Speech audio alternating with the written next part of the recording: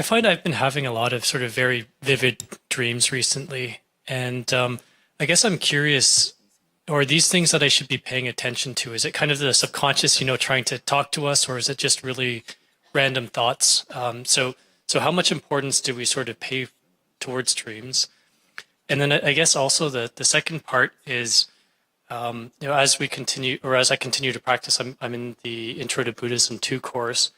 Would I use that as sort of a measuring stick for progress? Would I expect that over time my subconscious is getting calmer and kind of I sleep better, or is it something that it really doesn't have sort of much meaning? So I guess how much attention should we be paying to our dreams, and then also is that sort of a way of measuring progress? Thank you.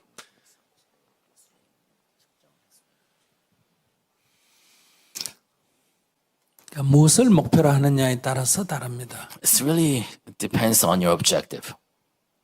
모든 것으로부터 자유롭기를 원한다면 If you want to free yourself from everything, 꿈은 그냥 즉 헛것일 뿐입니다. dream is just a dream. It's an illusion. 아무런 의미도 부여하지 않는 It's 것이죠. meaningless. 즉 눈을 떴을 때 꿈이네 이렇게 하고 끝이 나야 합니다. It should end with you opening your eyes and waking up and realizing a dream was just a dream. 사실은 헛거잖아요. Because that's what it is. 헛것을 헛것이라고 아는 거예요. It's an illusion and know it as an illusion 거기다가 아무런 의미도 부여하지 않아야 합니다. without imbuing it with any meaning. 우리가 환상을 봤을 때 환상이네 이렇게 아는 것이 바로 깨어나는 겁니다. Knowing illusion as an illusion and waking up, that's your waking up. 그러나 이제 학자라면 조금 다릅니다. But if you approach it from an academic perspective, it's a little different. 사람은 왜 이런 꿈을 꾸게 될까 하고 연구해 볼 수 있습니다. I mean, it could be a good research question. Why do we dream? 그래서 이제 옛날에는 이것이 어떤 신의 어떤 작용이다 이렇게 생각했는데 이제 심리학이 발달하면서 우리들의 무의식의 작용이다 이렇게 이제 알게 됐습니다. In the ancients, we thought that dreams were given to us by God for some sign.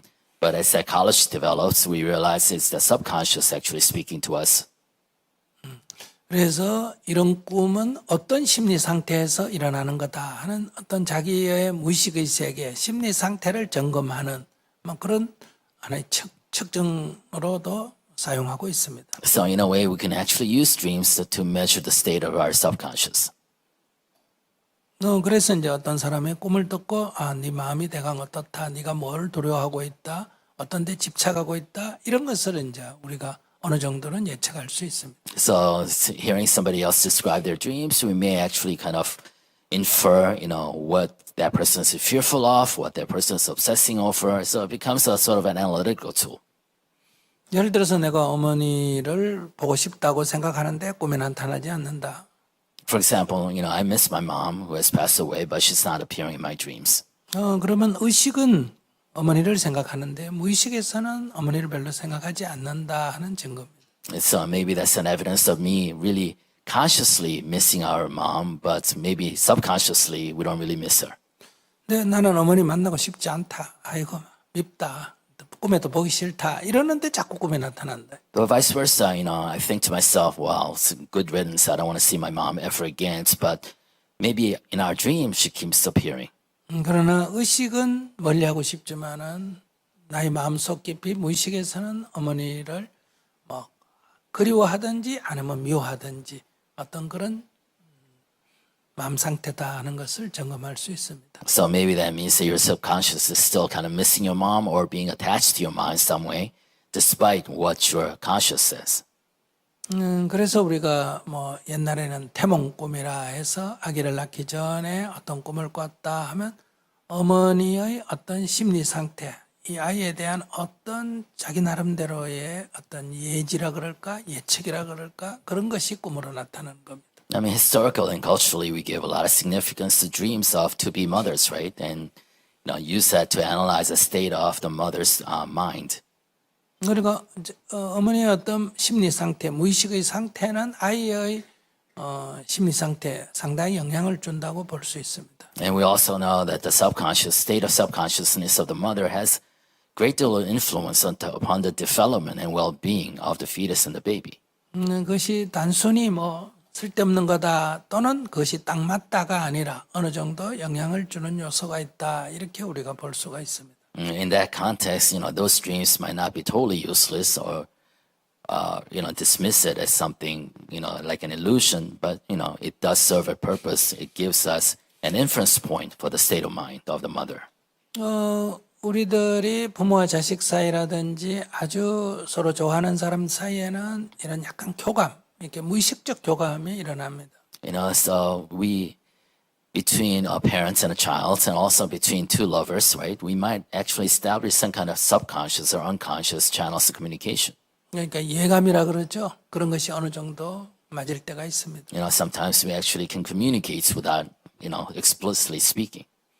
무당이라고 하는 사람들은 대부분 이렇게 자기 최면 상태에 들어가서 상대의 무의식에 이렇게 교감이 일어나는 상태입니다. Oftentimes we see shamans, indigenous shamans actually enter a state of certain trance and communicate or channel subconscious to the clients. 그렇기 때문에 상대의 심리 상태가 어느 정도 예감적으로 다가오는 것입니다. And try to ascertain from a very instinctive level the state of the mind of the clients.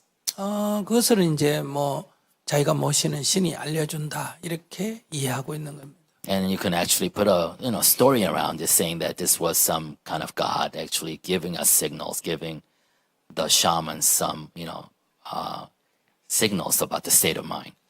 이런 것을 이용해서 어떤 자기 수행 상태를 점검하는 어떤 사용 도구로도 사용할 수 있습니다. So in that sense, you can use your dreams and the nature of your dreams to examine the progress of your spiritual practice. 내가 예를 들어서 어떤 사람을 미워했다고 합시다. Say, you really did not like this body. You hated this person. 그래서 내가 이 수행을 통해서 이제 그 사람을 봐도 별로 미워하지 않는 상태에 이르렀다. And you wanted to neutralize your hatred of this person through your spiritual practice. 그래서 미움이 사라진 줄 알았습니다. And you thought that you have overcome this hatred. 근데 꿈에 그 사람을 만났는데 꿈에서는 그 사람을 미워해요. But in your dreams, you still hate this person. 그러면 나의 아직 무의식 세계에는 그 미운 감정이 남아있다고 점검할 수가 있는 겁니다. And then they can actually tell you that you haven't totally resolved your hatred for this person. 원래 내가 굉장히 불안한 상태다, 심리 상태가 태어나서 어릴 때부터 나 심리가 좀 불안했다 이런 자기 상태가 있었습니다. Say I've been anxious ever since I was born, ever since I remember. 그런데 이 명상도 하고 여러 공부를 하면서 상당히 편안해졌습니다. Then I engaged in meditation and spiritual practice, and I feel much more comfortable at ease now. 그래서 일상적으로는 이제 정말 편안한 상태에 이르렀다, 불안이 없어졌다 이렇지만 꿈에서 가끔 꿈을 꾸면 어떤 그런 악몽 같은 걸 꾸고 그런 불안한 상태가 나타난다면 아직도 무의식 세계에 그런 불안이 남아있다 이렇게 점검을 할 수는 있습니다. So in everyday life, I feel fine. I feel at ease. I have a peace of mind I can sustain. But sometimes I dream and have nightmares that speaks to my anxiety. So that also tells you your state of subconscious mind.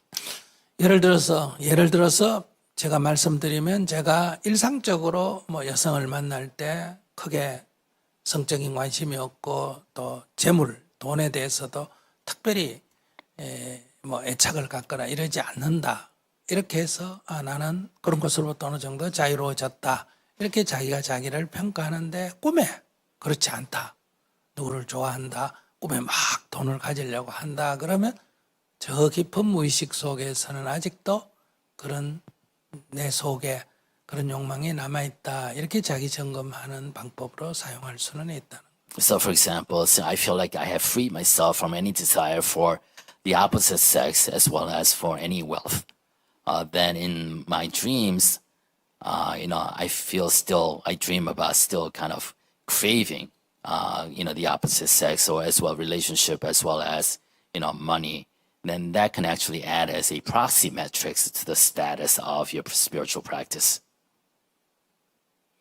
그러나 수행자는 첫째는 그런 분석을 할 필요가 없고 그냥 헛것은 헛것이다 하고 딱 간단하게 놓아버리는 것이 제일 좋습니다. But as an authentic spiritual practitioner, the best way to go about this is realize that dreams are just a dream and just let it be. 그런 꿈을 가지고 자꾸 뭔가를 예측하려고 그러거나 거기에 의미를 부여하게 되면 첫째는 신비주의에 빠지기가 쉽고 So, 자꾸 이 심리가 장기적으로 불안한 상태로 가게 됩니다. so instead of trying to imbue your dreams with some mystical significance, because that actually makes the risk of you going down that rabbit hole, that mystical rabbit hole, even worse, and just let dreams be as dreams. 이 무속인들, 신을 섬기는 사람들이 여러분들이 보기에는 이렇게 딱 예측도 하고 뭐 그러니까 돈도 벌고 하니 좋아 보이죠. You know, we might look at shamans and kind of see how well they can actually tell the future or tell the state of mind, and there's some kind of respect there. 그러나 그런 자유가 없습니다. 신이 시킨 대로 해야 됩니다. But those people, you realize, even if shamans were true, they have no freedom. They're bound and chained to their gods. 그러니까 신의 노예죠. They're slaves to their gods. 여러분들은 뭐 부모의 노예든 신의 노예든 누구의 노예가 싶어요? 자유인이 되고 싶어요. But would you rather be slaves to your parents, to gods, or whoever, your master may be, or do you want to be free? 자유인이 되고 싶은 사람은 이런 문제에 의미를 부여하지 않는 게 좋습니다. And if you really want to be free, then do not imbue your dreams with any meaning.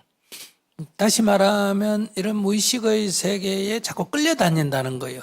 자기의 의지나 의식이 중심이 안 되고 자기 무의식이 끄는 대로 자꾸 다녀야 된다.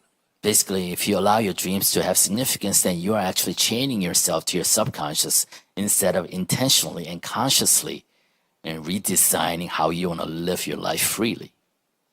이렇게 이제 무의식의 작용이 심한 사람들은 그걸 거부하게 되면 이제 몸이 아프거나 왜냐하면 의지로 그걸 잘 못 버티니까 그래서 이렇게 신병이라 그러죠. 그런 사람은 오히려 신내림을 받아서 오히려 그 무의식에 더 의지의 중심을 두지 말고 무의식에 따라서 살면 이런 병이 낫는 그런 경우도 있습니다.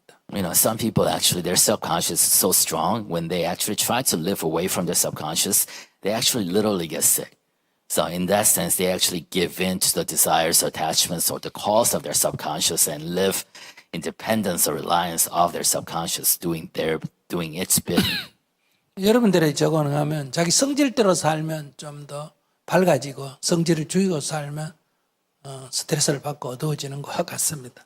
So in a way, it's similar to us, right? When we actually act out our instinctive desires or our natural personalities, we feel like freer almost. But you're at the same time, you're actually attaching yourself to your instinct, your subconscious. 그러나 성질대로 살면 여러분들에게 많은 손실이 따르죠. 주위 사람들이 떠나고 많은 문제가 발생합니다. But if you always live your life acting out your subconscious, your instinctive personalities, then that brings about negative damages to us. 그러나 성질을 너무 억압을 해가 병이 났다, 화병이 났다 이런 경우는 치료상 이 성질을 드러낼 수 있도록 해야 합니다. 그래서 그 화병을 풀어야 합니다. But there are cases in which actually we suffer, we physically become ill because we try to suppress our natural personalities too much.